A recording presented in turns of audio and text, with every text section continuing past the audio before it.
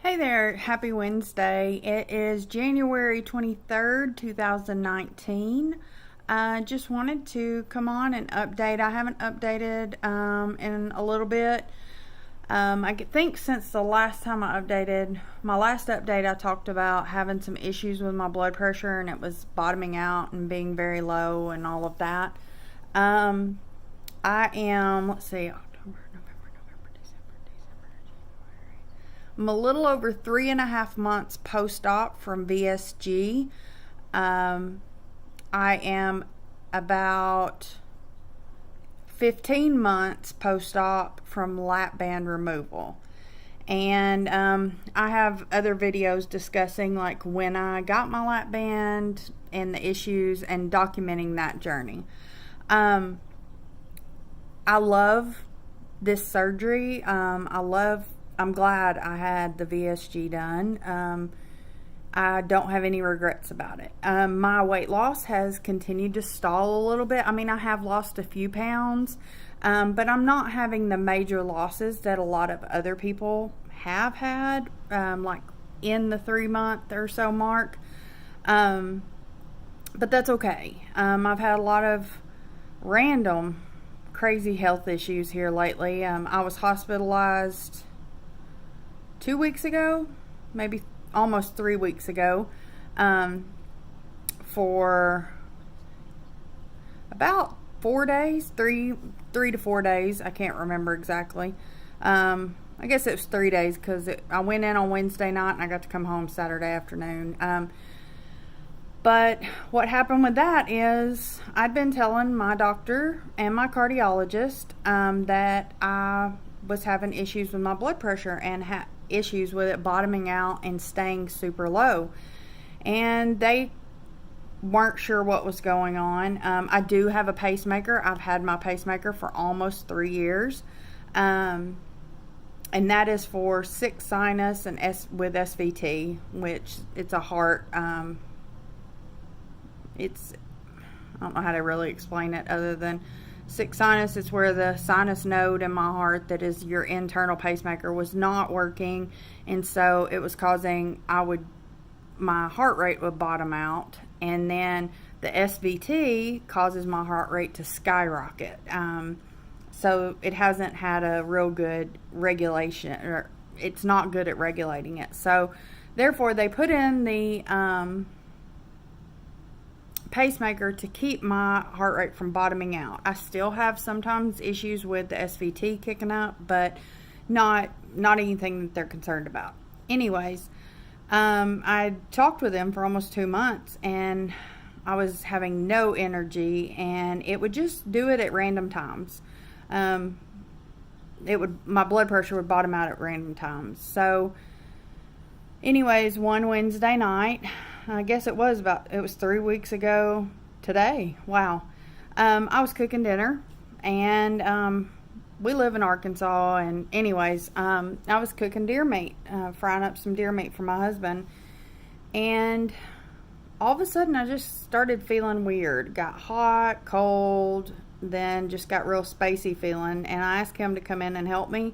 I was able to make it over to the blood pressure cuff in our kitchen where I have it, and tried to check my blood pressure 3 times with the machine and it would not even pick it up. It kept saying error, and I've never had that happen.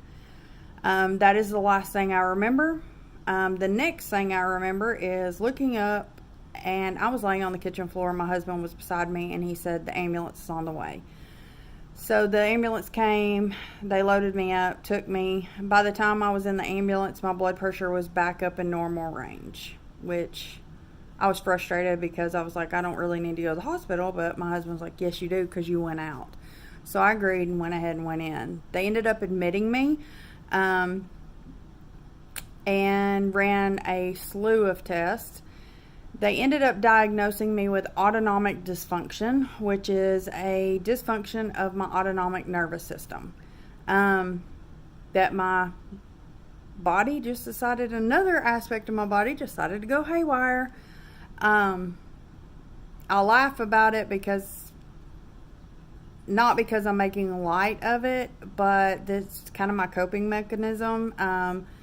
at this point in my life, between my vision loss, the pacemaker, and now this, it's like, okay, nothing's just regular. Nothing just regular happens. And you either laugh about it or you cry about it, and I've already shed way too many tears about it. So anyways, they ended up starting me on 2 new medications to bring my blood pressure up and keep it level.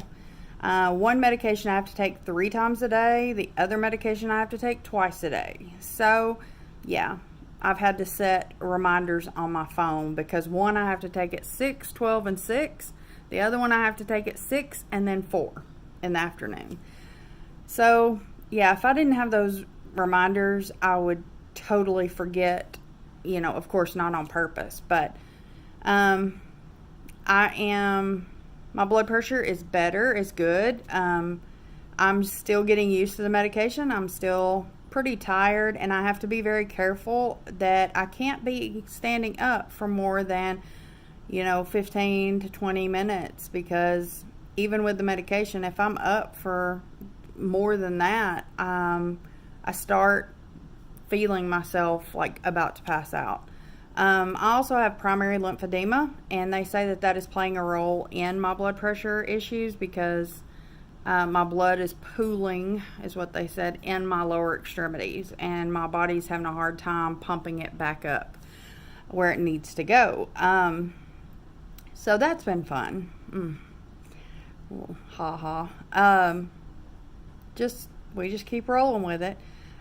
So all of that to say, I apologize, that was a really long explanation, but all of that to say, that has hindered my weight loss because I'm not able to be as active as I was. So I'm just having to take some time right now, let my body get adjusted to the medication, and see how that goes, and then start working out once I'm able to feel better. My cardiologist, said that I need to ease into it, and I'm a little bit of a teetotaler, and if you don't know what that means is I like to do things 100% of my ability. I want to give it my 100%. If I cannot give it my 100%, then I don't even like to try. And that is horrible. That's not necessarily a good attribute to have. But right now, I'm listening to my doctors, listening to my husband, listening to my body, and I am taking some time just to kind of chill out and just be right now. It's not really, I didn't think that was in my wheelhouse, and it's been difficult. I'm not even about to pretend like it hasn't. It's been a big adjustment, and so anyways, so that's where I'm at with my weight loss journey. I know that it's going to pick back up. I don't have a problem with that. My nutrition is great. I'm staying on top of that, staying on top of my hydration, which that's not ever been an issue. I drink Powerade Zeros. Ever since surgery, water tastes funky to me. I don't know if any of you that are watching this that have had surgery, leave it in the comments. Is there something that you liked before surgery that you don't like now? Or have you noticed, like even with water, because I used to be a big water drinker, but now it has a weird taste to me, a weird like aftertaste, and that is with any kind of water, bottled water, tap water, purified water, because we have a pitcher in our refrigerator. All of it has a weird aftertaste to me, and I don't like it.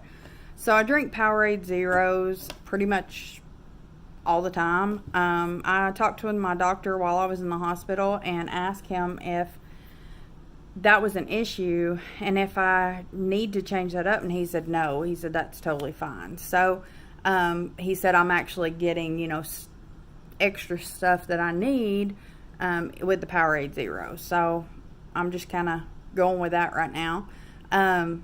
My activity level, like I said, is low. I'm still cleaning, cooking, doing stuff like that, playing with my granddaughters, spending time with my husband. things like that, but we're not doing things like we used to do. And I'm not working out like I used to, you know. I'd walk and do different things like that, and I'm not doing that right now. So I know that once I can incorporate that back in, that's going to make a big difference in my weight loss. So that's kind of where I'm at. I hope that maybe this has helped y'all. Just wanted to, like I said, touch base with y'all. And, you know, always feel free to reach out to me in the comments section. Follow me on Instagram, anything like that. Subscribe to this channel, turn your notifications on that way you can know when I post a new video, because right now I just don't really have like a set in stone upload schedule. But I'd like to do that. And if there's any questions you have or anything like that, definitely leave them in the comment section, and I will be glad to answer anything or even just connect with you. I mean, that's kind of what this is all about. I mean, we're all in this together.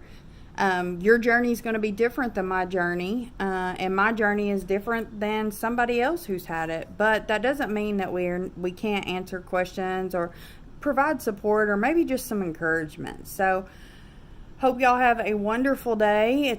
I don't know how it is where you live, but here in Arkansas, where I live in Hot Springs, it's pretty chilly today. But that's okay with me, because I kind of like the cold weather. I would really, really, really love for it to snow. Yeah, I'm that person. But maybe you've got snow where you're at. I can't imagine having a whole lot of snow. I think it would be great, you know, at first, but I'm sure I'd get tired of it after a while. But y'all have a wonderful day today, and have a wonderful rest of the week, and just live in each moment and soak it up, because, you know, this minute is not ever going to come again. So love y'all. Have a wonderful day, and we'll talk to you soon. Bye.